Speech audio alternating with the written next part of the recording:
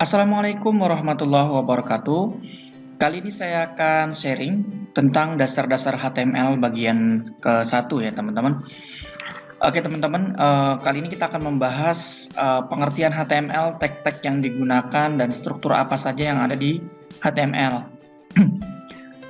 Oke, teman-teman, kalau di perkuliahan biasanya juga HTML ini sudah digunakan yang sistem informasi, jurusan sistem informasi, atau yang sekolah di multimedia atau di SMK ya, yang ada jurusan pemrograman web ini biasanya ada HTML juga. Nah, HTML ini kepanjangan dari Hypertext Markup Language. Dikatakan markup language karena HTML ini berfungsi untuk memperindah file teks ya teman-teman, dan biasanya ditampilkan di program web browser. Nah, hal ini dilakukan dengan menambahkan elemen atau sering disebut sebagai tag-tag ya pada file teks biasa tersebut. Nah, jadi nanti kita akan mengetahui apa saja sih tag-tag yang ada di dokumen HTML ya teman-teman. Oke, itu pengertiannya. Lalu fiturnya apa aja sih yang ada pada dokumen HTML? Ada canvas, header, footer, time, audio, video, itu yang bisa kita masukkan fitur-fitur yang ada pada HTML. Selanjutnya, tag yang digunakan. Nah, ini biasanya ada buka kurung yang tanda huruf besar, huruf besar maksud saya lebih besar dan lebih kecil gitu ya. Jadi ini bukan kurung yang biasa, tapi ini kurung siku. Kurung siku, buka kurung siku HTML lalu tutup. Nah, ini biasanya tag yang digunakan. Lalu strukturnya seperti ini teman-teman.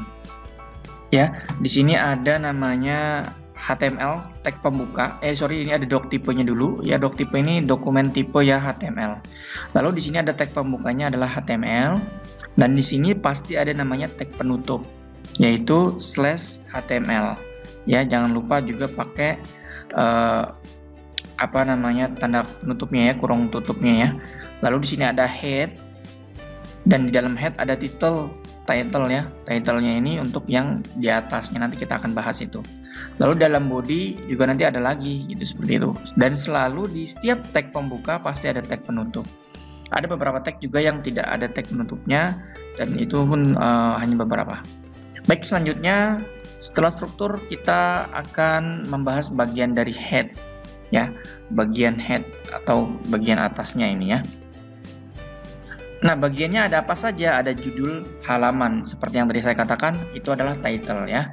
Menggunakan title. Di dalam title ini nanti kita ketikkan judul halamannya. Misalkan profil atau misalkan home, seperti itu. Nanti judulnya misalkan nama websitenya atau apa seperti itu ya. Nanti akan tampil di title. Yang kedua ada CSS. Nah, CSS ini adalah style atau gaya tulisan, gaya background, warna, dan lain sebagainya diatur di CSS. Ya, lebih ke desainnya seperti itu ya teman-teman ya. Atau kepanjangannya dari CSS adalah Cascading Style Sheet. Lalu yang ketiga ada JavaScript. Ini ada di head juga ya. Lalu ada metadata.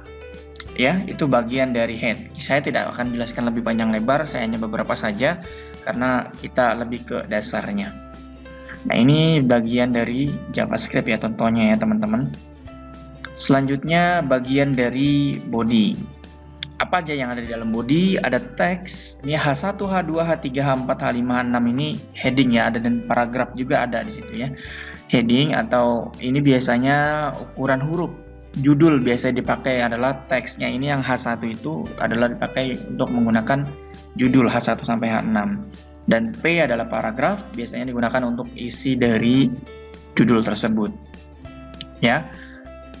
Dan selanjutnya ada pendukung teks BR, HR, EM, strong, dan itu apa yang dimaksud nanti kita akan bahas itu. Ya, ini ada yang strong itu kuat dan segala macamnya. Ya, ada menebalkan, mengecilkan ya, dan sebagainya. Lalu gambar di sini menggunakan tag image IMG ya, atau disingkat IMG. Ini selalu pakai tag IMG dan ini ya. Lalu yang selanjutnya ada hyperlink ya, menggunakan tag A.